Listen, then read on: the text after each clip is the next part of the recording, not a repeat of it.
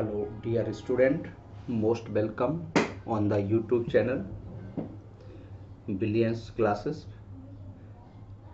Previous class में 11th के बच्चों को मैथमेटिकल टूल्स के नाम पर डिफरेंशिएशन कंप्लीट किया था, जिसमें हमने डिफरेंशिएशन पर algebraic function, trigonometrical function, logarithmic, exponential, chain rule, इस पर डिटेल डिस्कशन किया था। कुछ एप्लीकेशन पे भी बात की थी। इस पर्टिकुलर क्लास के अंदर इसका inverse function means integration start करेंगे। हर फंक्शन का मैथमेटिक्स में इन्वर्स होता है, जैसे प्लस का माइनस, डिवीजन का multiplication. In a similar fashion in differentiation का इन्वर्स फंक्शन होता है integration. Integration is the inverse function of differentiation. तो डिफरेंशिएशन का इन्वर्स फंक्शन हम इंटीग्रेशन आज स्टार्ट करेंगे। इसको कंप्लीट करने के बाद मैथमेटिक्स का जो बेसिक फंडामेंटल हमें यूज करना होगा, वो आपको एक आइडिया लग जाएगा कि कैसे मैथमेटिक्स का यूज करेंगे फिजिक्स में। तो क्या क्या यूज करना होगा, उसका एक बेसिक आइडिया आपको मिल जाएगा।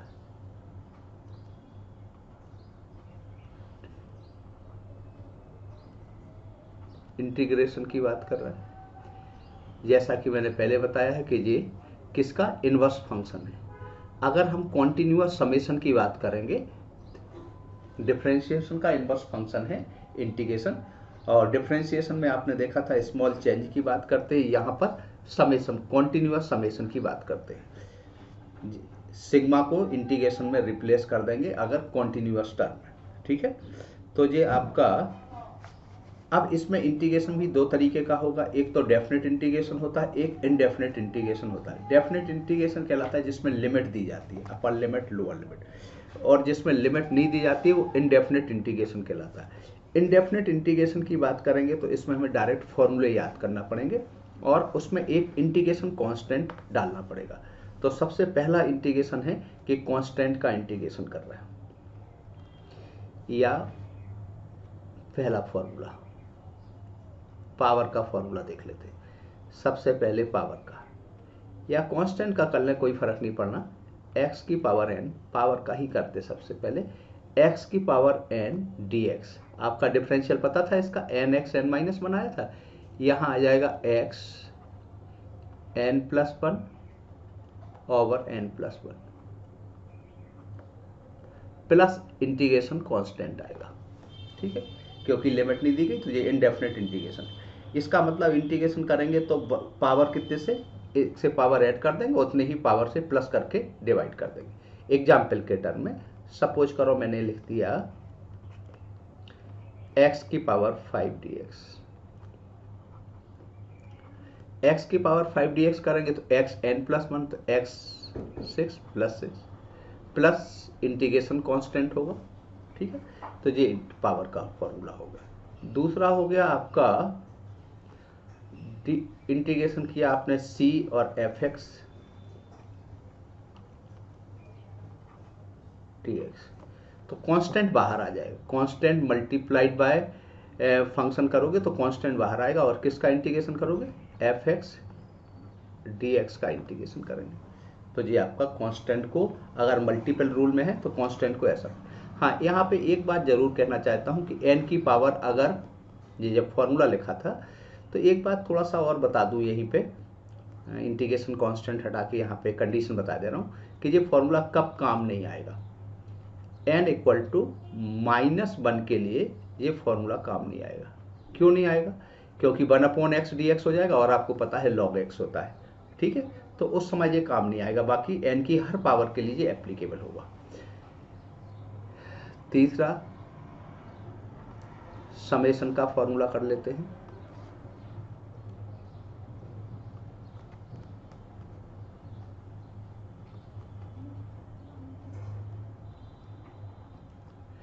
Integration of u plus minus b। u और b x का फंक्शन है। यहाँ पे u किसका फंक्शन है, x का, b भी x का है। तो इसमें इंडिविजुअल इंटीग्रेशन करेंगे। u dx, प्लस है तो प्लस, माइनस है तो माइनस, बी डी एक्स करेंगे, इंडिविजुअल इंटीग्रेशन करेंगे। ये प्लस साइन का मतलब हो जाएगा, ये किसका हो जाएगा, सम और डिफरेंस का रूल हो गया। तो सम और डिफरेंस के रूल में इंडिविजुअल इंटीग्रेशन करेंगे, और कांस्टेंट अगर है तो उसको चाहे वो डिफरेंशियल हो या इंटीग्रेशन, कांस्टेंट के बाहर कर देते हैं उसको। मुझे नहीं लगता कि इसमें कोई दिक्कत आना चाहिए, ठीक है। तो इस तरीके से हम इंटीग्रेशन की बात करेंगे। अब हमें, अगर हमने देखा था साइन एक्स का इंटीग्रेशन किया था, करेंगे, ये तो प्लस माइनस हो गया। प्रोडक्ट ऑफ टू फंक्शन का फॉर्मूला क्या होगा, u dot B D X. Differential का तो पता है, first function into differential coefficient of second plus second into differential coefficient of first. इसमें क्या होगा आपका प्रोडक्ट ऑफ टू फंक्शन में, तो प्रोडक्ट ऑफ टू फंक्शन का होता है first function into integration of second function plus second function into integration of first function. तो ये इस तरीके से इसका मल्टीप्लिकेशन का फॉर्मूला होगा, ठीक है। ये फॉर्मूला बहुत ज़्यादा यूज हम लोग नहीं करते हैं, तो इस फॉर्मूले को लिखा जाए या ना लिखा जाए वो आप लोग देख लेना कि क्या करना है, बता देना मुझे, ठीक है। फिर हमें मल्टीप्लिकेशन के बाद डिवीजन का इसमें कोई फॉर्मूला नहीं है, वो तो अब आप करोगे साइन एक्स का, तो साइन एक्स का अगर इंटीग्रेशन करोगे तो माइनस कॉस एक्स आएगा। साइन एक्स का इंटीग्रेशन करोगे तो कितना आ जाएगा, माइनस कॉस एक्स, ठीक है। प्लस इंटीग्रेशन कांस्टेंट आप डाल देंगे। इसका क्या करेंगे, first function into integration of second, यहाँ पे चलिए पहले मैं ट्रिग्नोमेट्रिकल फंक्शन लिख दूं, फिर डायरेक्ट लिखूंगा इसका। चलिए कॉस एक्स का करें। अब ये कौन से नंबर का फॉर्मूला था, ये पीछे जाके देखना पड़ेगा, 1 मिनट, 5 हो गया था, 6 फॉर्मूला देखना था।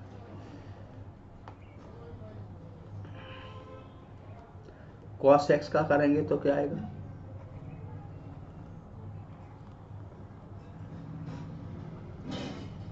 कॉस एक्स डी एक्स करेंगे तो साइन एक्स आ जाएगा। हर बार इंटीग्रेशन कांस्टेंट में नहीं लिख रहा हूं, ये मान के चल रहा हूं कि इंटीग्रेशन कांस्टेंट आप डालेंगे यहाँ पे, ठीक है। फिर आपका tan x का डिफरेंशियल होता है sec स्क्वायर एक्स, तो sec square x D x का इंटीग्रेशन करोगे तो tan x आ जाएगा। प्लस लिख दूं कहीं ऐसा ना हो, लेकिन अगर मैं कहीं ना लिखूं तो इसका मतलब है कि आपको ये समझ में आना चाहिए कि इसमें जहां लिमिट नहीं दी गई हो वहां इंटीग्रेशन कांस्टेंट डालना ही। cos square x D x का क्या हो जाएगा, माइनस के cot x। सिमिलर फैशन यहाँ पे sec x tan x का क्या होगा, sec x आ जाएगा। और आगे कर दे रहा हूँ,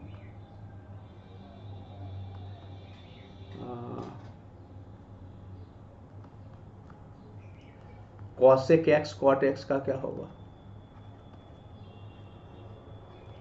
cosec x cot x का क्या होगा, माइनस के cosec x प्लस इंटीग्रेशन यहाँ तक आ गया। tan x का डिफरेंशिएशन हमने कर दिया, तो ये बेसिक फंक्शन का हमने बता दिया। अब जैसे 1/x dx का क्या होगा, 1/x dx का होगा log x। इसीलिए हमने कहा था जब पावर रूल है तो वहां पर x की पावर -1 के लिए नहीं करेंगे, ठीक है। अब थोड़ा सा पीछे जा रहे हैं, हमें एक मैथमेटिक्स का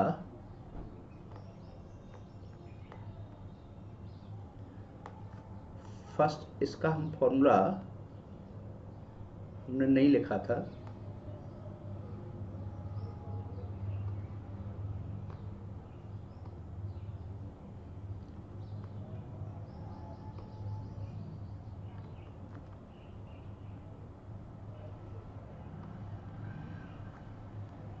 एक फॉर्मूला हमारा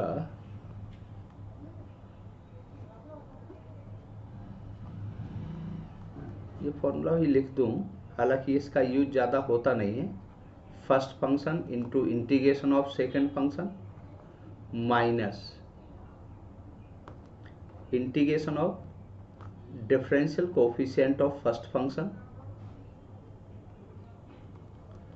into integration of second function और पूरे का इंटीग्रेशन। ये कहीं फॉर्मूला देख भी लेना, मुझे परफेक्ट याद नहीं आ रहा, 99.99% तो मैं करेक्ट रहूँगा, पर 1% मैं भी बोल सकता हूँ क्योंकि इसका यूज बहुत कम होता है तो याद नहीं आ रहा। First function into integration of second function minus integration of differential coefficient of first function into और कंप्लीट का इंटीग्रेशन। 99.9% यही फॉर्मूला है, ठीक है। तो ये आपका फॉर्मूला हो गया आपका।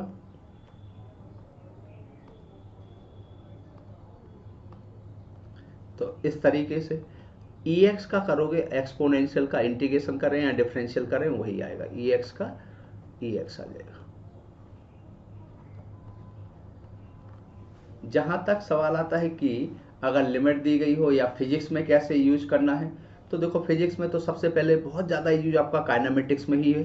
बाकी फिजिक्स की पूरी ब्रांच में है। अभी मैं आप लोगों को 12th के सिलेबस में electric field, electric potential, electric potential energy, जो भी हमने कॉन्टिन्यूअस सिस्टम में किया है सब पर इसका यूज किया है, ठीक है। अब जैसे हमें डिफ्रेंशिएशन में करना है इसका यूज, सॉरी इसमें किस में करना है, सपोज करो हमें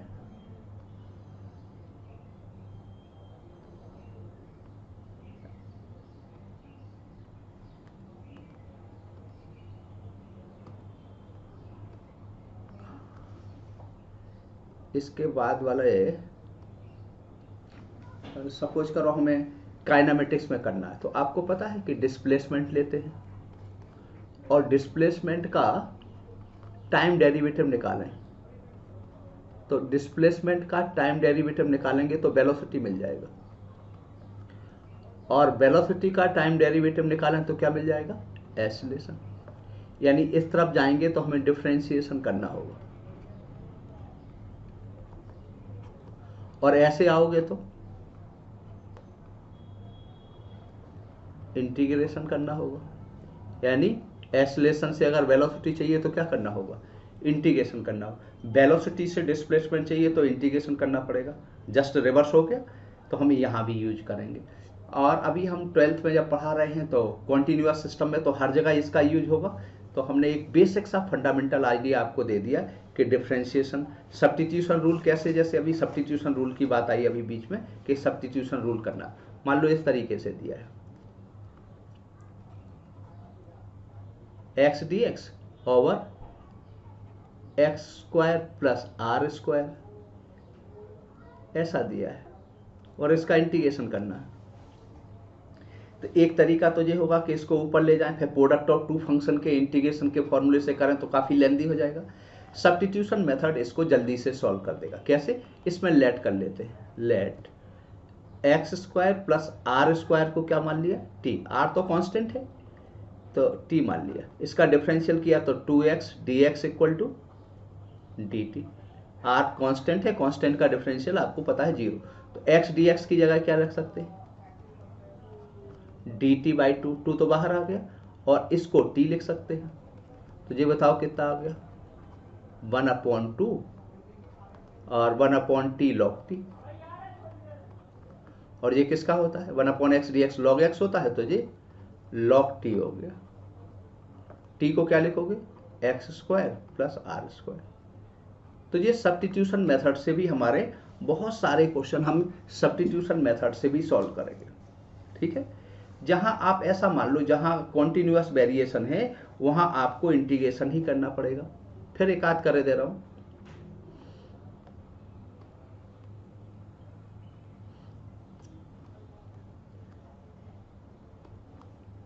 एक एग्जाम्पल ले रहा हूं, कोई सा भी वैल्यू लिख दो, x के टर्म में, y के टर्म में। सपोज करो यहाँ पे लिख दिया 2x dx ओवर यहाँ पे लिख दिया root of X square plus 2 का स्क्वायर, या एक्स स्क्वायर प्लस 1 ही कर दिया, लो ये कर दिया, और इसका इंटीग्रेशन करना है। तो अब क्या करोगे बताओ, फिर से आप लेट कर लोगे, let X square plus 1 is equal to T. तो बताओ 2x dx इक्वल टू क्या लिख सकते हैं, dt। 2x dx की जगह dt लिखा तो बताओ यहाँ क्या आ गया, 2x dx को dt से रिप्लेस कर दिया तो ये आ गया dt, और ये है t की पावर 1/2, ऊपर जाएगा तो t की पावर -1/2 dt। इसका इंटीग्रेशन किया तो कितना आएगा, t 1/2 2, और t कितना है, रूट ऑफ एक्स स्क्वायर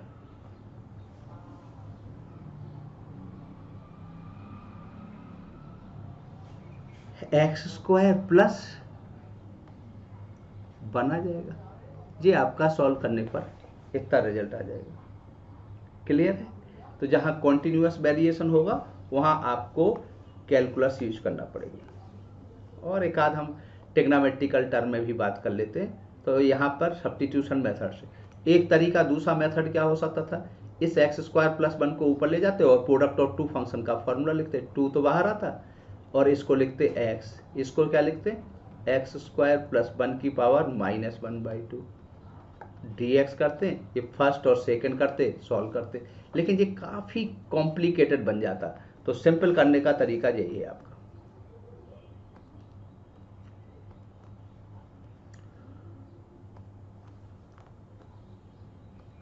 काद और हम दिखा रहे हैं आपको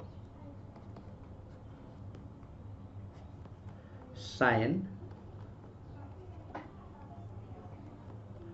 एक्स स्क्वायर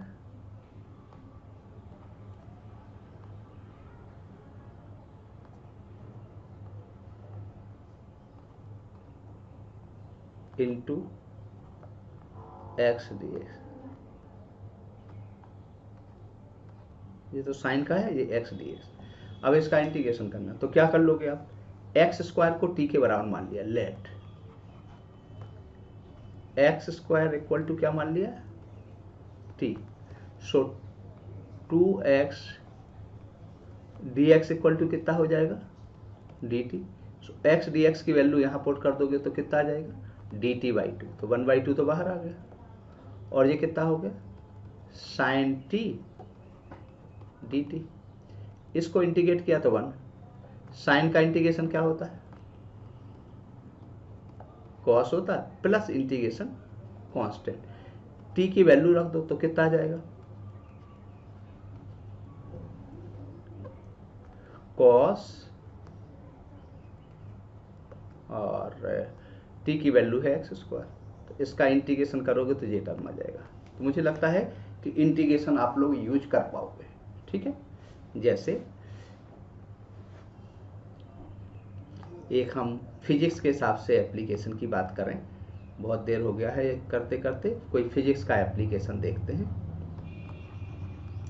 तो अगर हम फिजिक्स के हिसाब से कोई एप्लीकेशन देख लें तो मान लो एसलेशन दिया गया है, ए इक्वल टू दिया -kx,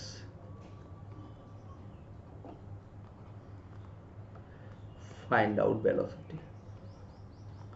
अब आपको पता है कि अगर आपको वेलोसिटी फाइंड आउट करना है तो नेचुरल है इंटीग्रेशन करना पड़ेगा। क्यों, अगर हम एसिलेशन से वेलोसिटी की तरफ जाएं तो इंटीग्रेशन हमने बताया था, तो एसिलेशन को क्या लिख सकते हैं, v dy/dx इक्वल टू कितना है, -kx।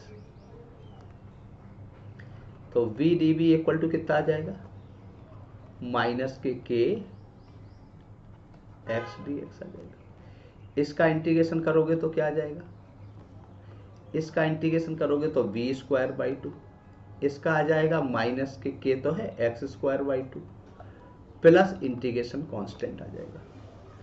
चाहो तो ऐसा लिख सकते हैं इसको कि v² equal to -kx² plus some integration constant, next मान लें 2c को सीरियस लिख दिया, तो ये आ जाएगा आपका। तो आपको इंटीग्रेशन करने की जरूरत पड़ेगी या नहीं पड़ेगी, इसका मतलब है आप जैसे मान लो एक रॉड की लीनियर मास डेंसिटी दे दी है। चलिए हम और एक आध एग्जाम्पल लिख रहे हैं।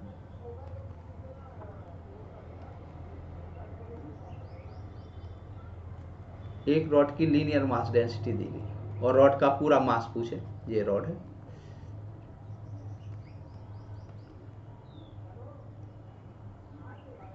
ये रॉड दी गई,